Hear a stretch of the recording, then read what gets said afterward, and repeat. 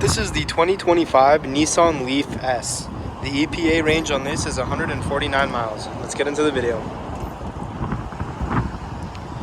First up, charge ports.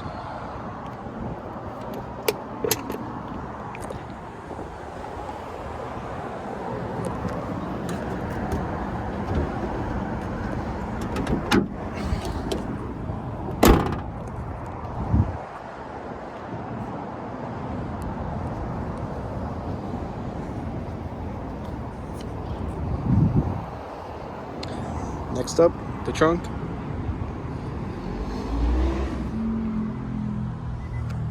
Right here is your charging cable.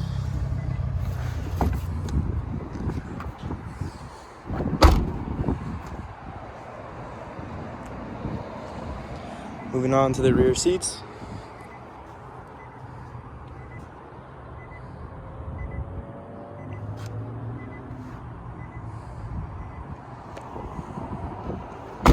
Moving on to the front seats.